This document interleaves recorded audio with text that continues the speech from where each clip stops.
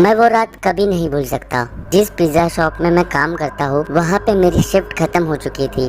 मैं रेडी हो रहा था घर जाने को, तभी वो फ़ोन बजा।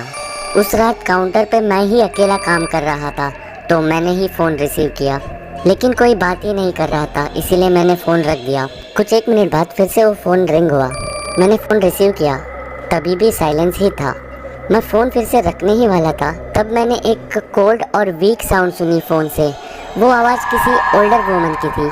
उसने कहा उसे रेगुलर चिकन पिज़्ज़ा चाहिए। मैं फ़ोन पे तो शांत रहा, लेकिन अंदर से तो मैं उस बूढ़ी औरत को गालियाँ दे रहा था। मैं अपनी शिफ्ट ख़त्म करके घर जाने ही वाला था, तभी उसका फ़ोन आया था। मैंने अपने बॉस को कहा कि कोई तो पिज़्ज़ा डिलीवरी ऑर्डर कर रहा है। मेरे बॉस ने कहा मुझे वो पिज़्ज़ा डिलीवर करना होगा। पहले तो मैं बहुत अपसेट हुआ, लेकिन मैंने सोचा कि मुझे इसका टिप भी मिलेगा, और बूढ़े लोग बहुत ही ज़्यादा अच्छी टिप देते हैं। मैंने एड्रेस नोट डाउन किया और मैंने उसे कहा कि मैं वहाँ पे जल्दी आ जाऊँगा, लेकिन उसने पहले से ही फ़ोन कट कर दिया था।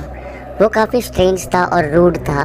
मेरे बॉस ने मुझे डिलीवरी के बाद घर जाने को कहा, क्योंकि वापस आने तक तो पिज़्ज़ा शॉप बंद हो चुका होगा। तो कुछ 11 बजने से थोड़ी देर पहले ही मैं अपनी गाड़ी में बैठा और पिज़्ज़ा डिलीवरी करने के लिए निकल गया। दिए हुए घर का एड्रेस काफ़ी शांत जगह पे था। GPS की मदद से मैं एड्रेस लोकेशन पे पहुंचा। वो काफ़ी शांत और 1 फ्लोर का घर था। मैंने पिज़्ज़ा उठाया और घर की तरफ चल पड़ा। वो घर की सभी लाइटें बंद थी। मैंने बेल रिंग की इसी होप में कि दिया हुआ एड्रेस गलत ना हो, लेकिन रिंग को किसी ने आंसर नहीं किया। मैंने फिर से डोर बेल रिंग की, लेकिन अभी भी किसी ने आंसर नहीं दिया था।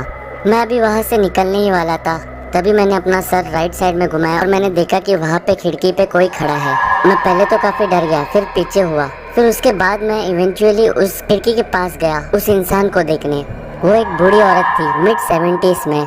वो एक ब्लैंक एक्सप्रेशन के साथ मेरी तरफ स्टेयर कर रही थी। विंडोज़ के थ्रू मैंने चिल्लाया कि उसका पिज़्ज़ा मेरे पास है, लेकिन उसने कुछ रिस्पॉन्ड ही नहीं किया। इसलिए मैंने और भी चिल्ला के कहा। तभी उसकी फेस पे एक बड़ी सी स्माइल आई।